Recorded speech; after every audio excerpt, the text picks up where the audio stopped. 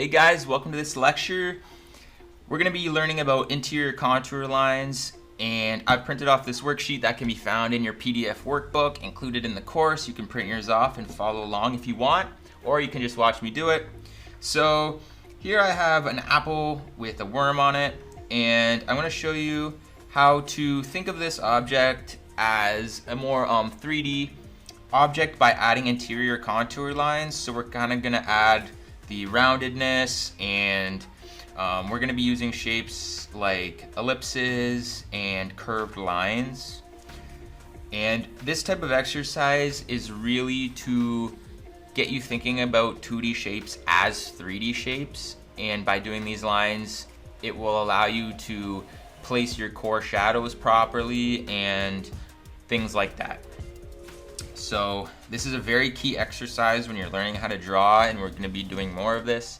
So print up your sheet, follow along, pause the video, and get set up. So I'm going to start. So first of all, when you see a 2D drawing, you're going to want to determine what the most simple shapes are that compose these drawings. So if I were to draw an apple, I would start by drawing a circle. So I'm gonna think of this apple as more of a sphere, like an altered sphere. And this worm is gonna be like a rounded cylinder, and the stem is going to be a cylinder, and these are just like curved cylinders. So it's those basic shapes, those basic geometrical shapes, altered a little bit to create organic forms. So I'll start off here, and I'm going to add the interior contour lines to the stem, and you'll see how I'm doing that. So I'm just using ellipses. So I've got an ellipse here at the top, of course, but as you go down, the ellipses are going to get smaller.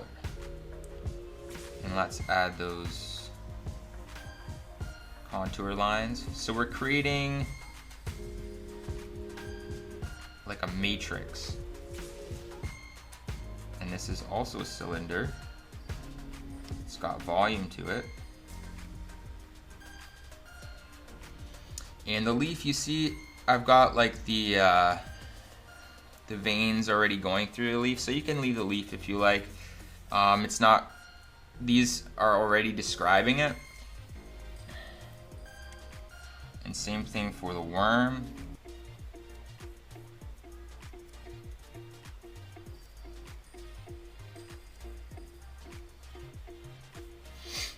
See how now the forms become more understandable as a 3D object.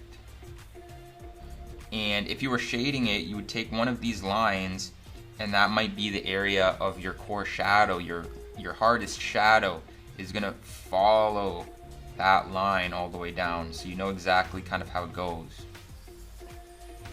Now for the apple, so I said it was a sphere, so draw that ellipse right in there. That's gonna be the like width of your apple. That's gonna show that spherical element. And now we'll come from the inside, because it kind of has a divot shape on top, right? The apple, where the stem comes out. So we're gonna follow these lines, and we're gonna come around just like, kind of like a sphere, as I was saying. And you can space them as far apart as you like from each other, but it's good to just keep like not too much distance, so you can get a lot of lines in there to more accurately describe your shape.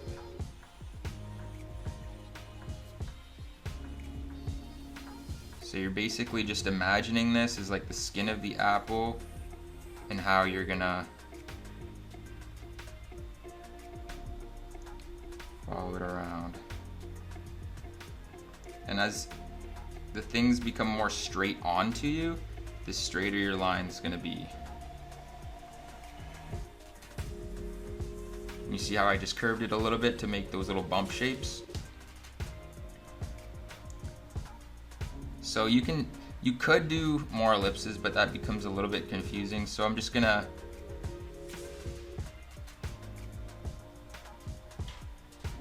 do some shapes on the outside to describe those bumps. So you can see how this would help you.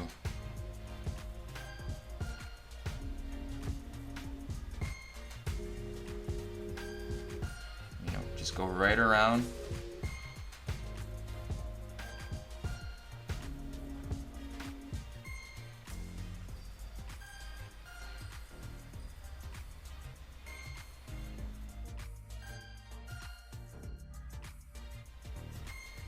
And you see how it curves right into that spherical type shape.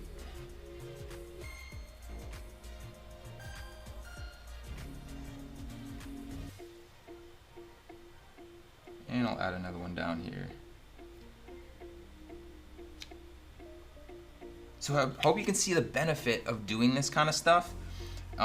It's gonna really help you, like even take any kind of drawing, just do like a little simple drawing and then add these contour lines to it and see what you come out with and do all kinds of practicing like that. So I hope you learned a lot in this lecture and I'll see you in the next one.